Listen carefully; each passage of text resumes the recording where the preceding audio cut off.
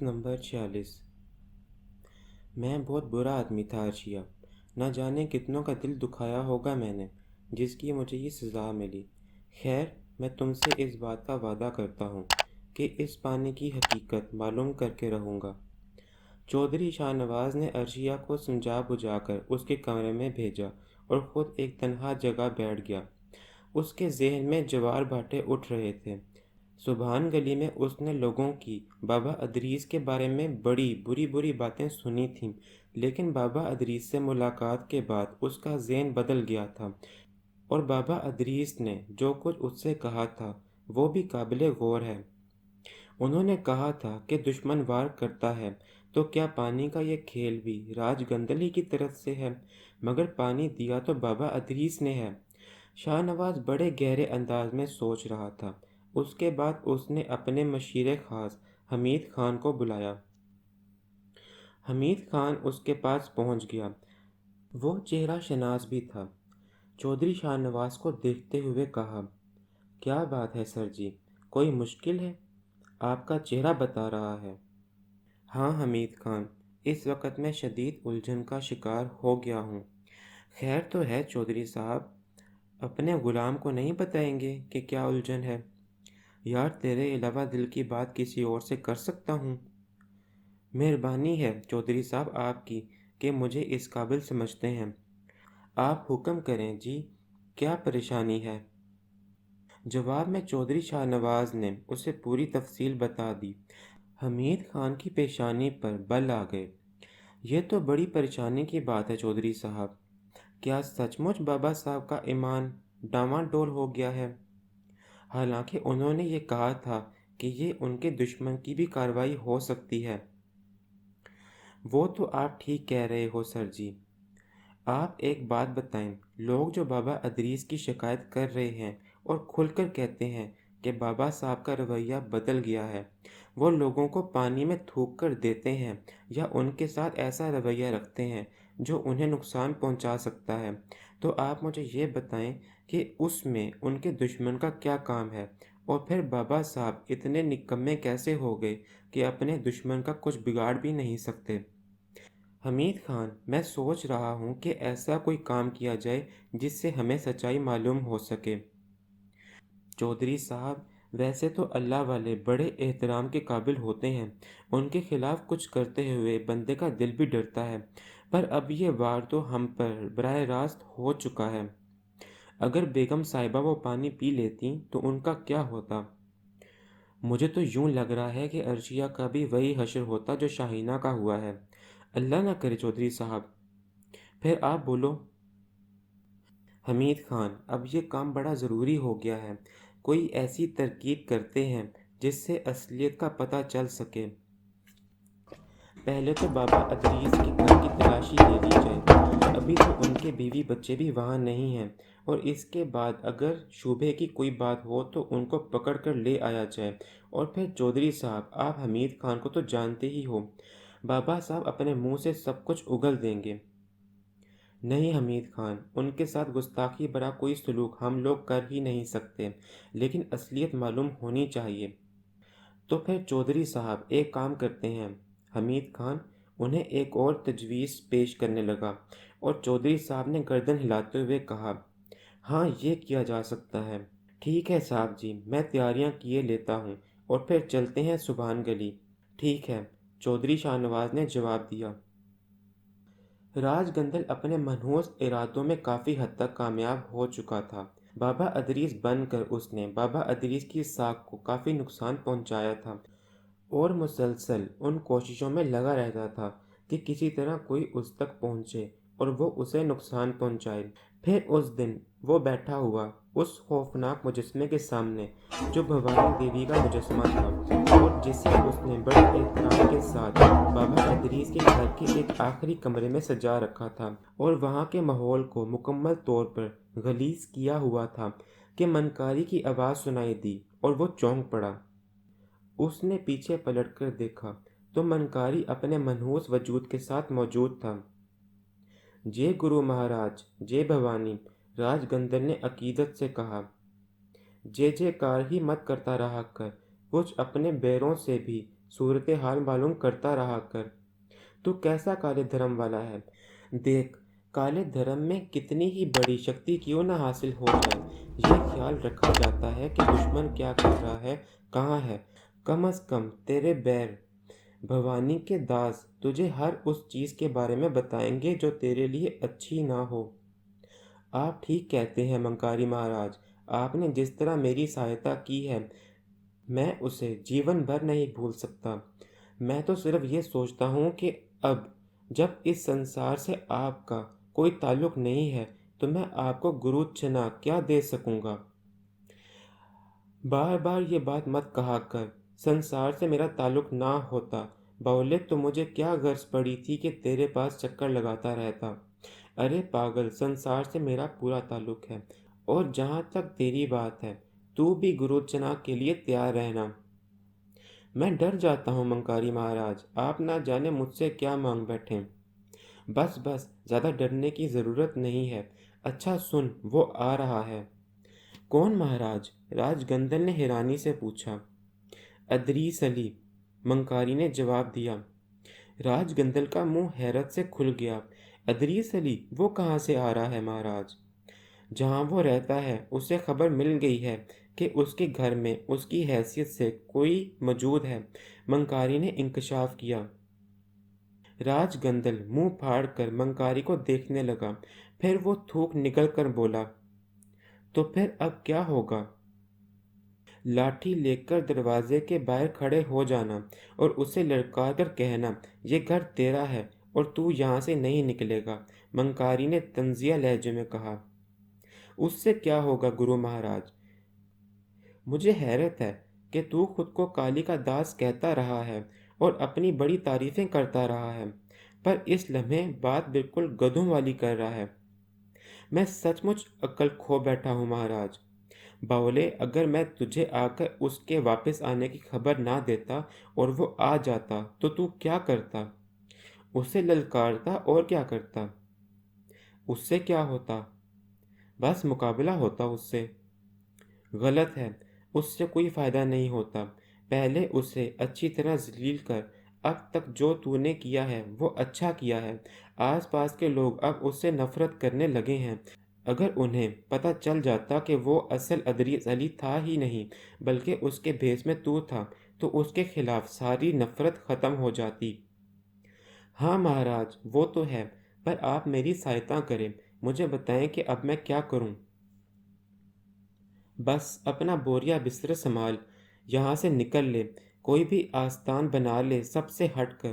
وہ یہاں آئے گا، لوگوں کو اس کے رد و بدل کا پتہ بھی نہیں چلے گا، پھر تماشا ہوگا۔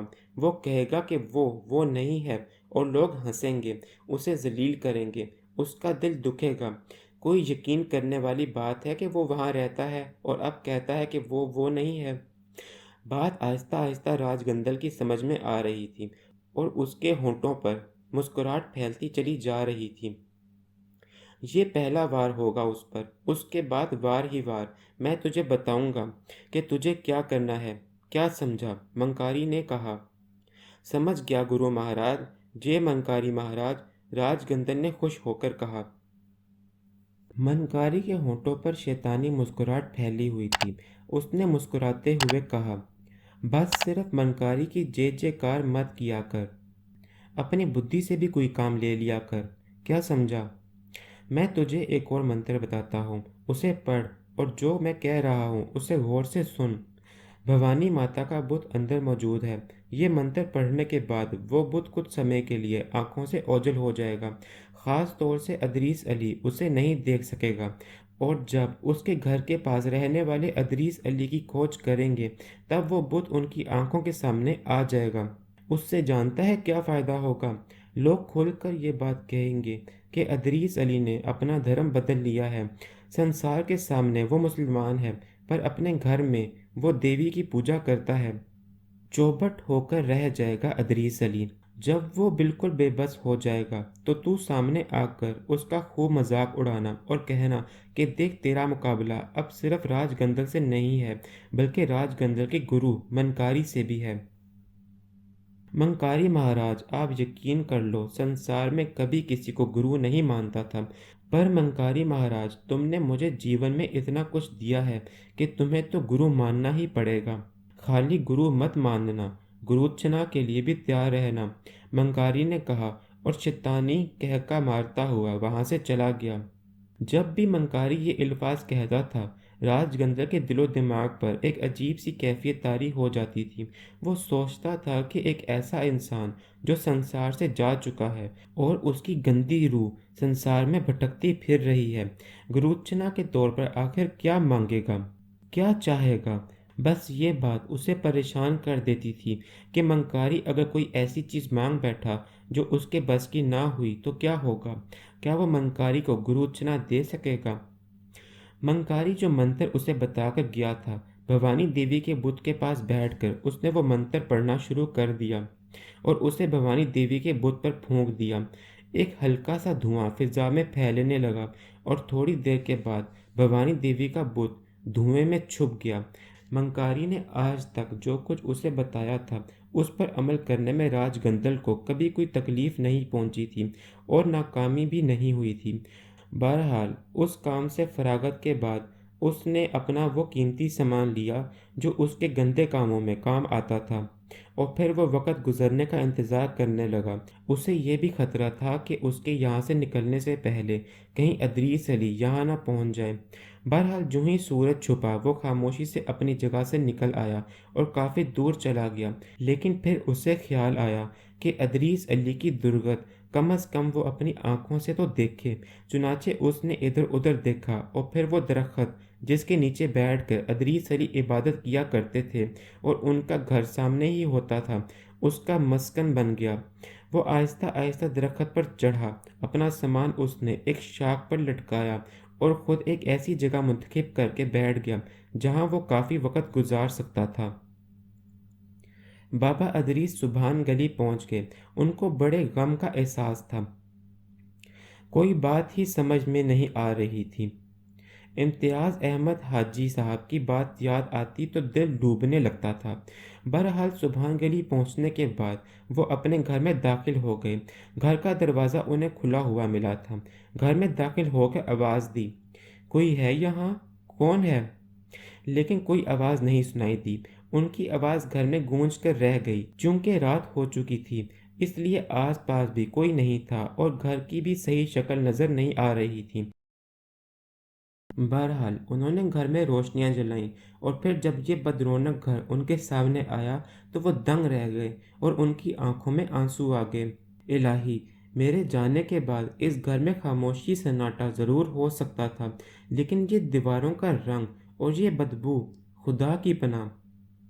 وہ گھر کے ایک ایک کمرے کو دیکھنے لگے اور ان تمام کمروں میں انہوں نے جو کچھ دیکھا اسے دیکھ کر ان کا کلیجہ ہول گیا۔ سمجھ میں کچھ نہیں آ رہا تھا۔ جگہ جگہ غلاظتوں کے انبار لگے ہوئے تھے اور یہ سب کچھ ان کے لیے ناقابل یقین اور ناقابل فہم تھا۔ اس کمرے میں بھی پہنچے جہاں بھوانی کا بت نصب تھا، لیکن نگاہوں سے اوجھل کر دیا گیا تھا۔ ہاں، اگر کمرے کے درمیان سے گزرتے تو شاید چھپے ہوئے بت سے ٹکرا کر اس کے بارے میں ضرور سوچتے، لیکن بس دروازے سے جھانکنے کے بعد ہی وہ واپس آئے تھے۔ پورے گھر کا جائزہ لینے کے بعد انہوں نے ایک ٹھنڈی سانس لی۔ اس گھر میں تو عبادت بھی نہیں کی جا سکتی تھی جب تک کہ اس کی مکمل طور پر صفائی نہ ہو جائے، لیکن آج آنے کے بعد طبیعت پر جو ایک دم بوجھ سا پڑا تھا اس نے نڈھال کر دیا تھا۔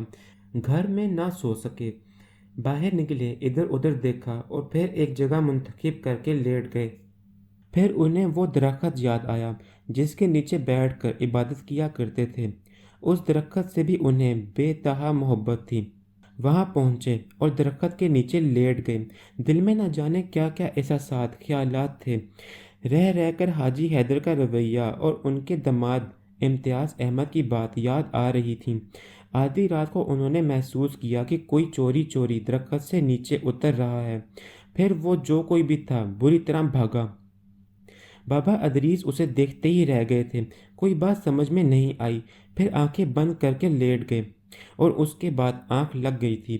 سورج کی روشنی نے انہیں جگایا اور وہ اٹھ کر بیٹھ گئے۔ نماز کا وقت تو گزر چکا تھا۔ دکھی سے انداز میں انہوں نے قضا نماز پڑھی اور اس کے بعد گھر کی جانب بڑھ گئے۔ सामने से एक शख्स गुजर रहा था। शनासा था। उन्होंने उसे आवाज़ दी, शराफत खान, इधर आओ। शराफत खान उनके उन मुतकदों में से था जो उनके हुक्म पर सब कुछ करने को तैयार रहते थे, लेकिन शराफत खान अपनी जगह खड़े होकर उन्हें देखता रहा।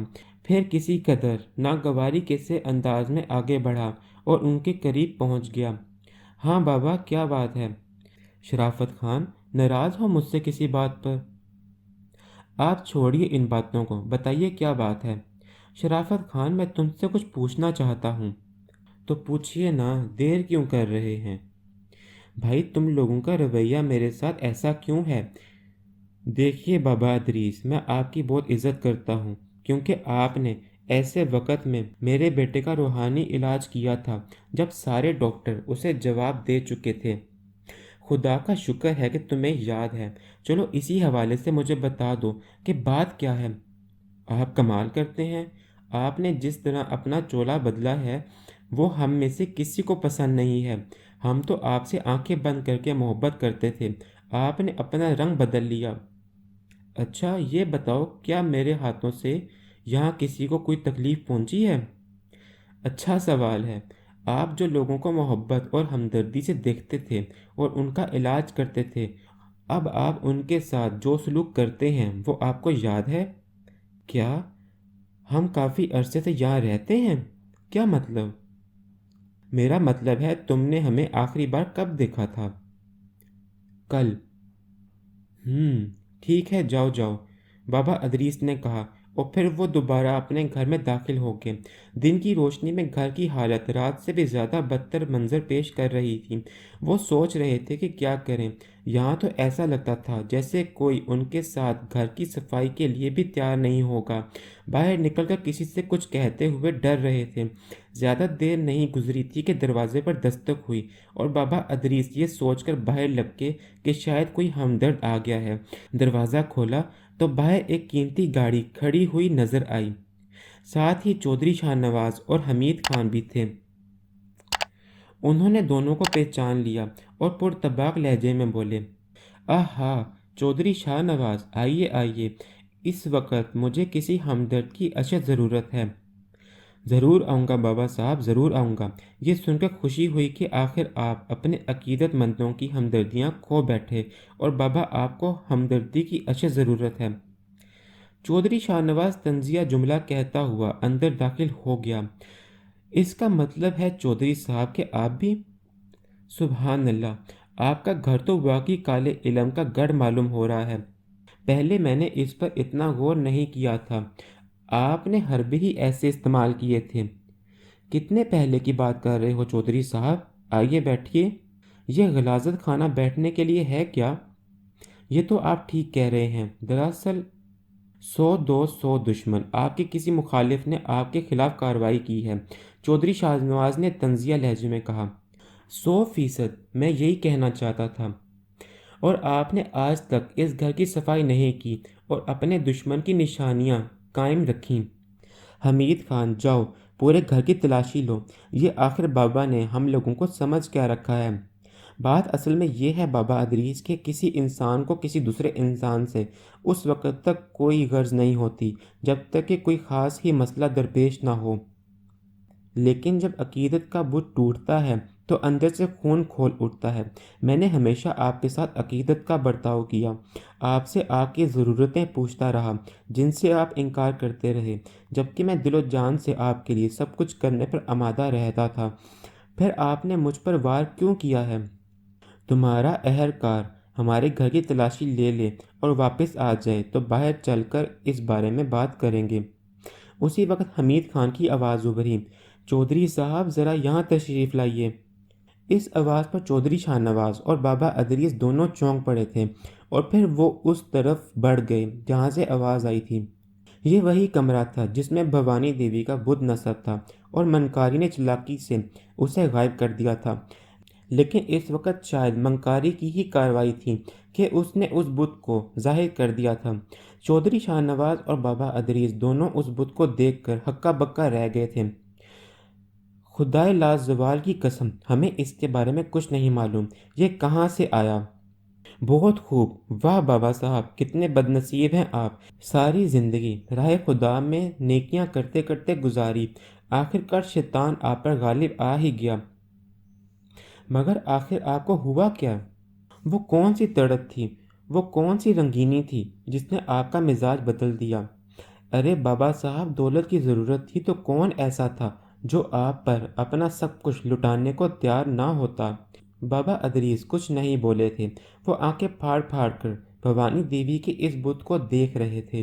پھر ان کے منہ سے بربراہٹ نکلی، رات کو یہ ہمیں کیوں نظر نہیں آیا؟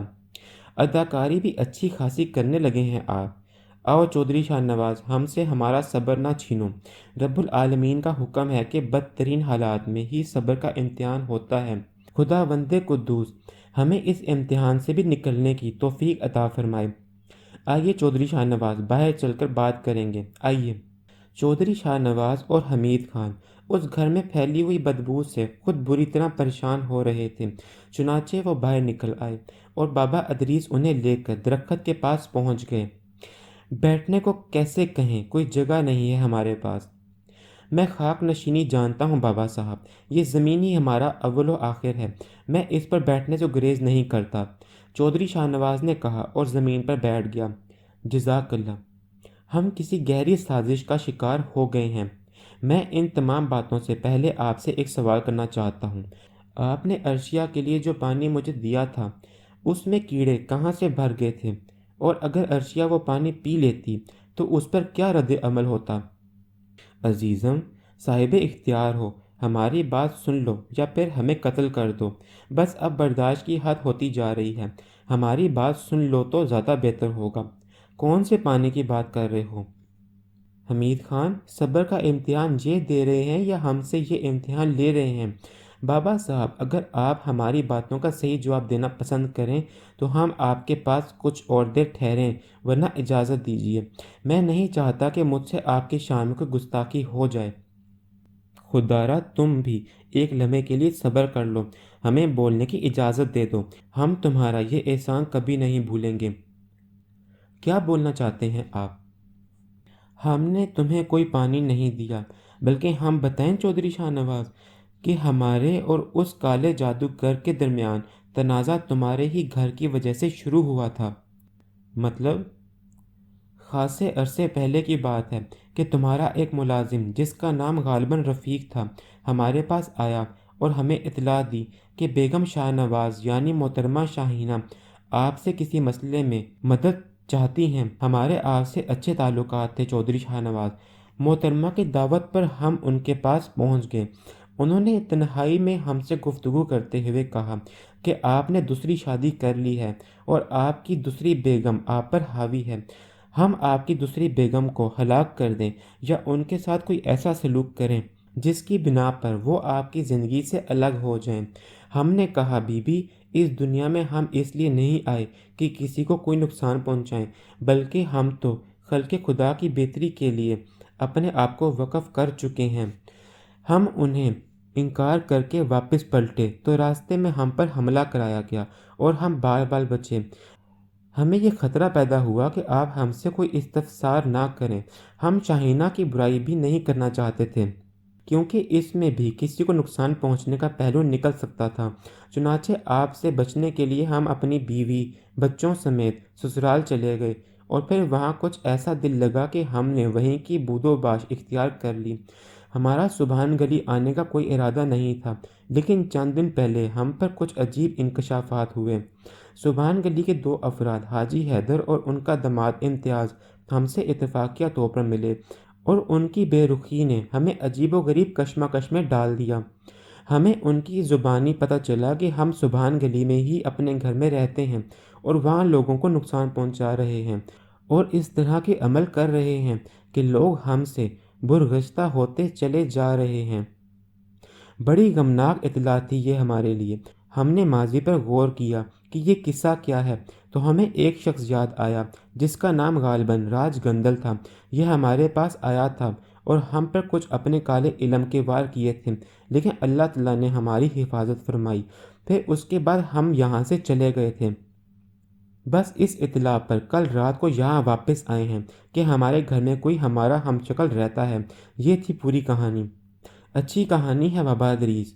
جب انسان شیطانیت کے راستوں پر نکل پڑتا ہے تو اس کا دماغ بھی بڑی تیزی سے کام کرتا ہے۔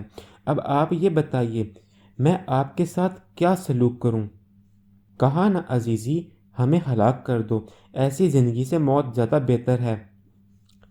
ہونا تو یہی چاہیے بابا صاحب، بہرحال ٹھیک ہے، یہ کام کوئی نہ کوئی ضرور کرے گا، میں کیوں کروں؟ چلو حمید خان، کہیں میرا دماغ ہی نہ گھوم جائے۔ جو کچھ ہم نے بابا کے گھر میں دیکھ لیا ہے وہ بہت ہے، کافی ہے، چلو۔ چودھری شاہ نواز اپنی جگہ سے اٹھ گیا۔ بابا ادریس اسے دیکھتے رہے۔ آخری الفاظ انہوں نے کہے کہ ٹھیک ہے چودھری شاہ نواز، اللہ تعالیٰ اگر ہم سے امتحان لے رہا ہے تو ہم امتحان ضرور دیں گے۔ اگر سرخرو ہوئے تو ایک بار تمہاری خدمت میں حاضری دے کر تم سے درخواست کریں گے کہ ہماری باتوں پر یقین کر کے ہمیں معاف کر دینا۔ چودھری شاہ نواز اپنی گاڑی کی جانب بڑھ گیا اور تھوڑی دیر کے بعد اس کی گاڑی اسٹارٹ ہو کر روانہ ہو گئی۔ بابا ادریس خاموش نگاہوں سے دور تک جاتی ہوئی کار کو دیکھتے رہے تھے۔ پھر انہوں نے گہری سانس لی اور آہستہ سے بولے، تو یہ بات طے ہوئی ہے راج گندل کہ تو نے میرے پیچھے میری شکل میں آ کر میرے گھر میں بود و باش اختیار کی۔ یہاں تو نے اپنی شیطانی غلاظتوں کے انبار لگائے اور لوگوں کو میری حیثیت سے نقصانات پہنچائے، جس کی وجہ سے بستی والے مجھ سے ناراض ہو گئے۔ منصوبہ تو تیرا شاندار تھا، لیکن بہرحال، ارے ہاں، یہ عالیجا کو کیا ہو گیا؟ وہ ہمیشہ ہر جگہ میرے مفادات کی نگرانی کرتا تھا اور میرے کچھ کہے بغیر ہر بات پر نگاہ رکھتا تھا۔ عالیجا کہاں ہو تم؟ میں اس وقت واقعی تمہاری مدد کی ضرورت محسوس کر رہا ہوں۔ جہاں بھی ہو عالیجا، کم از کم مجھ سے رابطہ قائم کرو۔ کہاں چلے گئے؟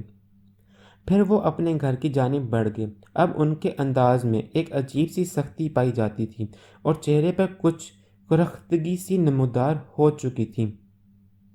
گھر میں داخل ہو کر وہ گھر کی چھت پر بنے ہوئے ایک چھوٹے سے اسٹور میں پہنچے جس کی طرف راج گندل نے توجہ نہیں کی تھی۔ یہاں سے انہوں نے ایک بڑا ہتھوڑا، ایک پرات اور ایک پھاوڑا اٹھایا۔ جب وہ اس گھر میں رہا کرتے تھے تو گھر کی چھوٹی موٹی مرمت خود ہی کر لیا کرتے تھے۔ یہ چیزیں اس وقت سے یہاں پڑی ہوئی تھیں۔ وہ سب سے پہلے اس کمرے میں داخل ہوئے جہاں اب بھی نیم تاریک ماحول تھا۔ منکاری نے بھوانی کے بت کو ایک بار پھر دھند میں لپیٹ دیا تھا۔ وہ تو صرف کچھ لمحوں کے لیے ہی اس نے چودھری شاہ نواز کو بت دکھانے کے لیے اسے ظاہر کیا تھا، لیکن بہرحال بت وہی نصب تھا۔ بابا ادریس نے ہتھوڑا سنبھالا اور اس کے ساتھ ہی انہیں گہری گہری سانسوں کی آوازیں سنائی دینے لگیں۔ یوں لگ رہا تھا جیسے کوئی آنے والے متوقع خطرے سے خوفزدہ ہو اور ڈوبتی ہوئی سانسیں لے رہا ہو۔ بابا ادریس نے دونوں ہاتھوں سے ہتھوڑا پکڑا اور پھر اندازے سے ایک بھرپور ضرب تاریکی میں لپٹے ہوئے اس بت پر لگائی۔ ٹھن کی آواز پیدا ہوئی اور ہتھوڑا اس بت سے ٹکرا گیا۔ بابا ادریس کے اندر ایک جوش، ایک دیوانگی سی پیدا ہوئی۔ انہوں نے اللہ کہہ کر پوری قوت سے بت پر ضرب لگائی اور ہتھوڑا بت میں داخل ہو گیا۔ اس کے بعد جیسے بابا ادریس کے پورے بدن میں بجلیاں بھر گئی تھیں، بت ریزہ ریزہ ہو گیا اور اس کے ساتھ ہی اس کے ٹکڑے بھی تاریکی سے باہر نکل آئے۔ بابا ادریس علی نے بغیر رکے 1 گھنٹے تک اس بت پر ضربیں لگائیں اور تھوڑی دیر کے بعد زمین نمایاں ہو گئی۔ بت ریزہ ریزہ ہو گیا تھا۔ پھر اس کے ملبے کو پھاوڑے اور پرات کی مدد سے کافی دور جا کر پھینکا۔ لوگ بابا ادریس کو کام کرتے ہوئے دیکھ رہے تھے۔ اس سے پہلے یہ ہوتا تھا کہ بابا ادریس اگر گھر سے نکل کر کوئی چیز اٹھاتے یا اٹھانے کے لیے بھی جھکتے تو کوئی عقیدت مند دوڑ پڑتا اور بابا ادریس کو کوئی کام نہیں کرنے دیتا تھا، لیکن اس بار لوگ دور کھڑے دیکھ رہے تھے۔ تقریباً 8 یا 9 گھنٹے تک ایک لمحہ رکے بغیر بھوکے پیاسے بابا ادریس گھر کی صفائی میں مصروف رہے۔ غلاظت کا ایک ایک ذرا انہوں نے اٹھا کر پھینک دیا تھا۔ مغرب کی نماز پڑھی، پھر گھر کی دھلائی کرنے لگے۔ عشاء کی نماز تک انہوں نے پورے گھر کی غلاظت کو صاف کر دیا تھا۔ دن پر پانی کا ایک قطرہ نہ پیا، نہ ہی خوراک پیٹ میں گئی تھی، لیکن ان کے اندر ایک جنون پل رہا تھا۔ انہوں نے غسل کیا۔ غسل کرنے کے بعد وہ جائے نماز بچھا کر ایک کمرے میں بیٹھ گئے اور انہوں نے تلاوت کلام پاک شروع کی۔ تلاوت کلام پاک کا آغاز ہوتے ہی گہری گہری تکلیف دہ سانسیں ابھریں اور اس کے بعد ہلکی ہلکی کراہٹوں میں تبدیل ہو گئیں۔ پھر جو منظر نگاہوں کے سامنے آیا وہ ناقابل یقین تھا۔